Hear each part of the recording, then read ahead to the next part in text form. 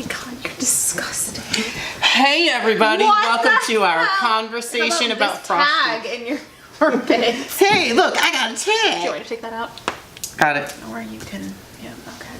Whee, there you go, thank you. That's really fuzzy though, like, I just, that's really fuzzy. Now, this says cool vibes. This is not cool though, this is No, uncool would be like that, okay?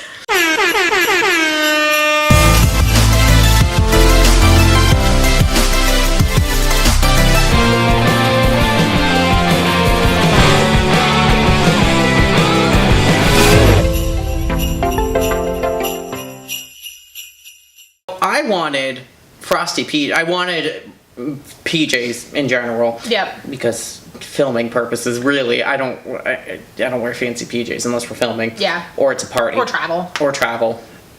I wear them more than I'm giving myself credit for. You don't wear them on a day-to-day basis, is what you're trying to say. So then I saw the set and it was on sale and I was like, this is great. And then it was women's sizing and I was like, I don't care. They're PJs. Who cares? Yeah, no, like that's not a big deal. The sleeve length is cracking me up. It is a little short. I mean, you match me. Today we're talking about Frosty the Snowman and not my body. Listen. So this special premiered in 1969. It is celebrating its 50th anniversary next year. Whoa! No. Who's old? Why are we reviewing this? Because we had to start with This is a classic! With the three. We had to start with the trio. Because after this, it's like... Trio is Frosty, Rudolph, and... Santa Claus Coming to Town. Favorite... Did you have a... I was going to say favorite song. There's one song in this, and it's Frosty. My favorite part of the song is Thumpity Thump Thump. I don't know why. Because it's fun. Thumpity... Because you like... the whole word sits in the front of you. Thumpity Thump Thump. Like the whole word sits in the front of your mouth. Look, right. You asked me a dumb question, you got a dumb answer. I did, yeah. My favorite part of this song is, Happy Birthday! I don't really sound like Jackie Vernon. However, he has a fantastic voice. And no matter how many times you remake, or do a continuation of this special. It's just not the same. Because you've had continuations of this where John Goodman as Frosty, and which was okay. He had fun with it. I'm not it was mad nice. at it, but like, I'm not thrilled. Then, now, this guy's name I can't remember. It irritates me because I should know this guy's name. They did another one in the mid 2000s. And I was furious when I found out about this because it was the voice of Patrick Starr that did the voice for Frosty. And I was like, that just doesn't... I can see it though. Once I watched it, it made sense. Yeah. This was a cast of like, let's throw every voice actor in because didn't like... really watch SpongeBob, so like, that's not as ingrained for me. Did you have a favorite character in this special? And I don't think it was long enough to... There's not enough characters to choose from. Yeah. You've got Karen, you've got Frosty, you've got that annoying rabbit, and then you've got the, like, discount vaudeville villain. Yeah. That's it. That's all you've got. Oh, yeah, I guess he shows up. I don't really count him as a character. He's not in it very long. And, like, gaggle of school children who don't know how to dress. Like, that's all you've got. Okay, so we're going to skip least favorite character and best favorite character because... They're there. They're there. They're all designed... I like the 2D animation design for this special. Yeah. I think it's very distinctly Christmas. And that's one of the things that we learned from the Blu-ray special is that the guy that did Paul... So, with Frosty's design, Paul Coker, who did a lot of Rankin Bass stuff, which is why things look distinctly Christmas, he also was a Christmas card designer, so... It just looked like a Christmas card come to life. It really did, yeah, which I think was very, very fun. I think they did a good job with adapting this special. I think there were so many ways it could have been sour. Yeah. It was fun. There's a train, so he's happy. There's a train. There's a train in almost all of them. There's not a train in Rudolph. Yeah, there is. Well, it's a square caboose. Yeah, but I mean, like... There's a train in Santa Claus is Coming to Town. It's a toy train, but it's a train. Yeah, that's not what I meant. Well...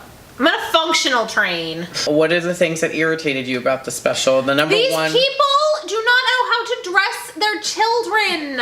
Cover their legs. Well, let's talk about the adults that we do meet during this special. We meet the narrator. Yeah. Is he there? Is he not there? Well, that's Who knows? part of my issue with this narrator, at least with Sam, it was clear he was not in the plot. Yes. For Rudolph, Sam mentions that he interacts with people, but with the other characters. He knows them, but he's not, like, involved. Yeah. Except, go see the abominable snowman is the only part that he does that. And I genuinely forgot it until you pointed it out. Yeah. And then and then Frosty, he's just creepily watching, which is weird. See, if they had set up that, like, he was one of the kids, grown up, recalling the story, that would have fixed that. Yep. That would have been cute. Give me that version of the special. Give me my gritty reboot Frosty.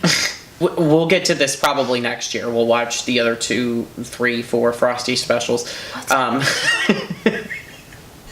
I knew that there was one called Frosty Returns and he came back, but like that's all I've got. Oh yeah, there's Frosty's Winter Wonderland. There's Frosty Returns. There's the Rudolph and Frosty Christmas in July, which is a whole fiasco. I saw like a scene of that and was like, never again. Then there's Frosty Returns in the 90s, and then the Legend of Frosty the Snowman in the 2000s.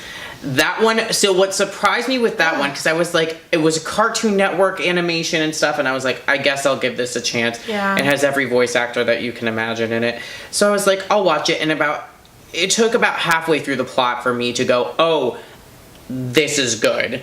And they knew what they were doing with this. Because they did a lot of callbacks to the original. It wasn't like animation style. It's a really fine line to walk between callbacks to an original and I'm going to rip you off. Yeah. So this one does a nice balance, which is nice. But you can tell it was a continuation of the story based on the plot points and characters that were brought up.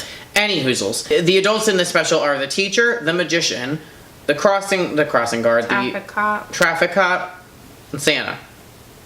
I don't think Santa counts as an adult. He's an immortal being. Like, he's just a separate category.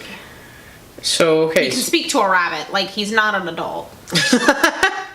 So, there are 3 adults that we see in this. We don't see any of the actual parents, unless those 3 characters are parents to any of these kids, which never actually gets established in the special. These parents don't care about how their kids are dressed. The kids don't care about what their parents think because Karen says, as long as I'm home in time for supper, and then she isn't. She just ditches. And then what? Like, she just lands on the roof at the end? Yeah, that was the most irritating thing. It's like, you just, okay, see you later. I wish this magician would either learn how to do his tricks correctly or find another career. There's a difference between being passionate about something and just saying, I love this thing, I should do it, and then actually learning your craft. Frosty's design has changed over the years as well. Yeah. So we see with this special, this is immediately what I go to when I think of Frosty. If it doesn't look like this, it's not Frosty. You can't really see. Then the only other design I will accept is from Frosty's Winter Wonderland, but because that is also the design that they use for the Rudolph and Frosty's Christmas in July. Do you have a favorite moment in Frosty the Snowman? Do you have a favorite? I thought you were asking me. I was like, oh God, no. Do you have a favorite store in the background that you would like to go visit? Steve's! Thank you so much for watching this. Frosty is a classic. He's so cute. He's innocent, and I think that's what's nice about him. But also, that could lead to some dangerous situations. Thank you so much for watching this video. Make sure you like this video. Share this video. Subscribe to our channel. Notifications. And like us on Facebook. And follow us on Instagram. And support us on Patreon. And not like that. Support us on Patreon so we can be happy, jolly souls. We don't smoke corncob pipes, we don't have button noses, but we really like our toes. Way to show off that you're not wearing Converse for conversations. I am. I'm in PJs. I should get Converse socks. We've discussed that for like 6 months. Where are they? I don't know. You're the one with the budget. Of what? $0. Uh-huh.